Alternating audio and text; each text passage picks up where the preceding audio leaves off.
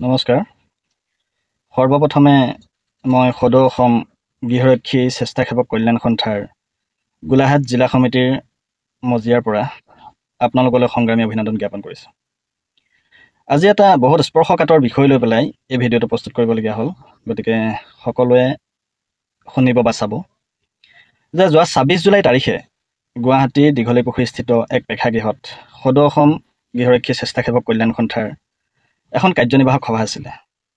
উক্ত সভাখনত অসমৰ প্ৰায় ২২খন জিলাৰ বিষয়ববীয়া তথা ৰাজ্যিক সমিতিৰ মুখ্য উপদেষ্টা নিৰ্মল কোচ ডাঙৰীয়াকে প্ৰমুখ্য কৰি ৰাজ্যিক সমিতিৰ সকলো বিষয়ববীয়া উপস্থিত আছিল আৰু সভাখনত মই উপস্থিত আছিলোঁ।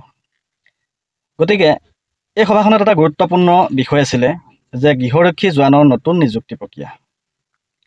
গতিকে উক্ত সভাত আমি ৰাজ্যিক সমিতিৰ বিষয়ববীয়াৰ মুখৰ পৰা গম পালোঁ যে অতি শীঘ্ৰে অসমত ৫,০০০ নতুন গৃহৰক্ষী জোৱানৰ নিযুক্তিৰ কথা ভাবিছে অসম চৰকাৰে। গতিকে চাওক, প্ৰথম কথা, আমাৰ এতিয়াও বৰ্তমান যিমানখিনি জোৱান আছে অসমত ট্ৰেইনাৰ্ড হৈ পেলাই, গতিকে এই জোৱানখিনিৰ বিনিময়ত আমাৰ কৰ্তব্যৰ স্থান খুব কম। গতিকে উদাহৰণস্বৰূপে যদি আমি গোলাঘাট জিলালৈকে চাওঁ, আমি দেখিবলৈ পাইছোঁ যে বৰ্তমান আমাৰ স্বাস্থ্য পৰীক্ষা কৰা বা সক্ৰিয় হিচাপত বৰ্তমান আমাৰ গোলাঘাট জিলাৰ গৃহৰক্ষী জোৱান আছে প্ৰায় ১২০০জন। আৰু এই জোৱানখিনিৰ বিনিময়ত আমাৰ কৰ্তব্যৰ স্থান আছে প্ৰায় ৫০০।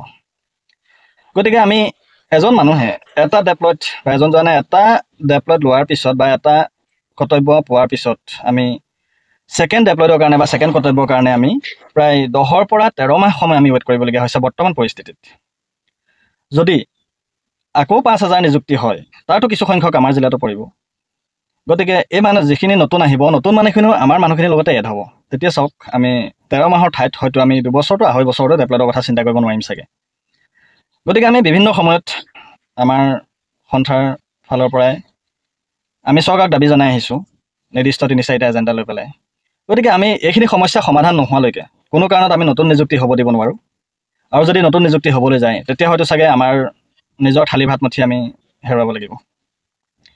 গতিকে সকলো ভাই বন্ধুলৈ মোৰ এটাই অনুৰোধ যে আপোনালোক সকলোৱে বিষয়টো চিন্তা কৰিব যে কোনো কাৰণত আমি নতুন নিযুক্তি হ'ব নোৱাৰোঁ।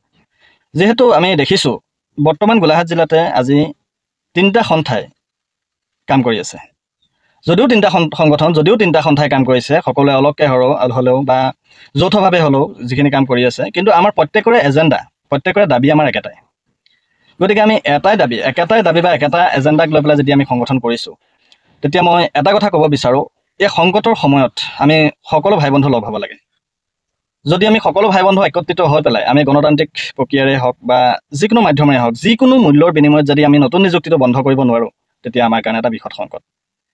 গতিকে মোৰ সকলো ভাই বন্ধুলৈ এটাই অনুৰোধ যে এই বিপদৰ সময়ত সকলো ওলাই আহক। আৰু সকলোকে ওলাই আহিবলৈ এইটো কথা কাৰণে কোৱা হৈছে যে আমাৰ যিটো সমস্যা আহিছে, এই সমস্যাটো বৰ্তমান সকলোৰে সমস্যা।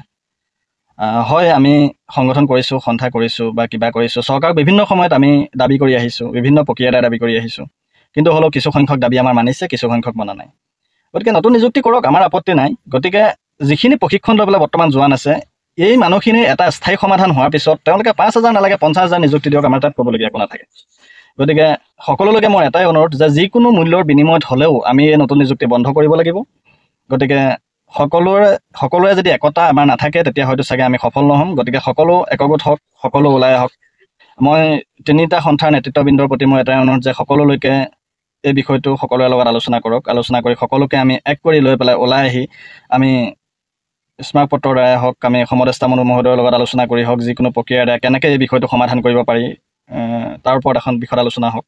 আলোচনা কৰি হ'লেও আমাৰ এই বস্তুটো সমাধান কৰিব লাগে। যদি আমি এই সমস্যা সমাধান কৰিব নোৱাৰোঁ, তেতিয়া হয়তো চাগে আমাতকৈ দুৰ্ভগীয়া কোনো নহ'ব।